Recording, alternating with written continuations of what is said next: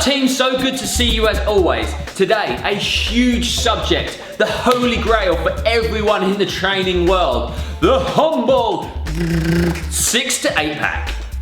6 to 8? I just chucked it up and progressive. I progressed it there. The training world seems to be very, very obsessed and wrapped up with having a six-pack. Let's talk about what this six-pack is, what it does, how we can improve it, and what we can ultimately expect.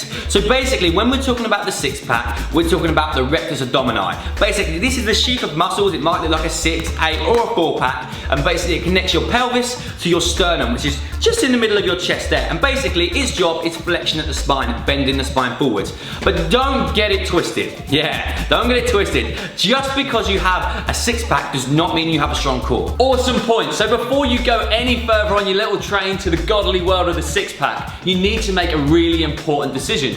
Do you want a six-pack that looks great, but your core's weak as piss? Or do you want a six-pack that's a byproduct of a nice, strong, functional body? That's a decision that's so important to make. Yeah, totally. So a good way of explaining this is, some people work for different parameters. So a marathon runner is very, very lean, tends to have very low body fat, so their abs might be visible. But they do not necessarily have a lot of muscle mass. And not many people that go to the gym would necessarily aspire to look like a marathon runner. So you have a choice. Do you want to build lots of muscle or a decent amount of muscle and look kind of, let's use a Roman god or something, you know what I mean? Do you want to be aesthetic? What, me? No, not you, Leon. Or do you want abs just for the sake of having abs? So as Leon touched on right on the intro, he said 6 or 8 pack. Genetically, we are all very different and our abs will show in different amounts. So for example, Arnie is quite famous for having a 4-pack, but he looked incredible. So just because you can't get all 6 abs out, or even 8 in some people's cases, does not mean that you still can't look very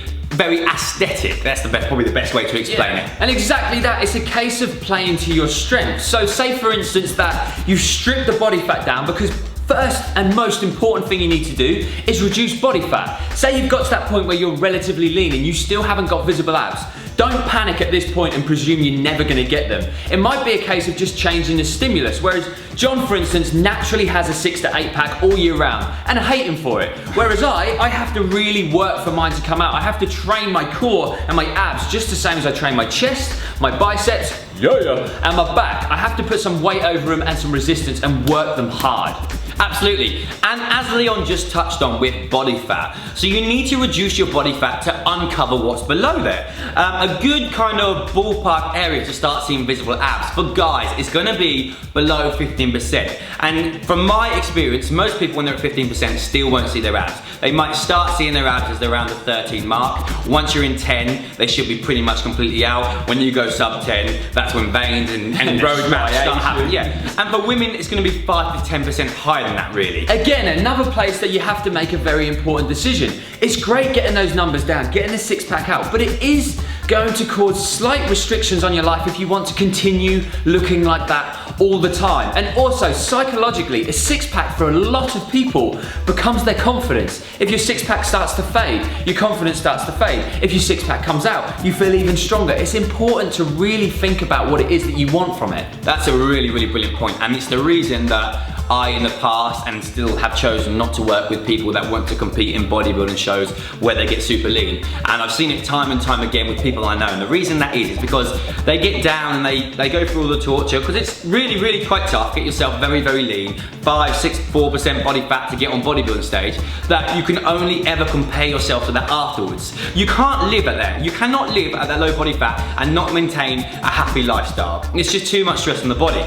So when they start coming up to more normal ranges, 10, 15% body fat, wherever they kind of hold their body fat at a happy rate, they're completely comparing themselves to what they look like. Oh, remember when I used to look like this? Oh, I can't wait to start that again. And it's always a comparison, and that's not a healthy place to be in. So, the moment you've all been waiting for, what are our top tips for giving you the six-pack of your dreams? Yeah, so quite simply, the first one and the most important is energy balance. You are gonna have to burn more calories, expend more energy to bring your body fat down, whether that is eating less food, doing more exercise, or a combination of the both. And as John touched upon, the second point is training. Training to your strengths, training to your body, train to your goals.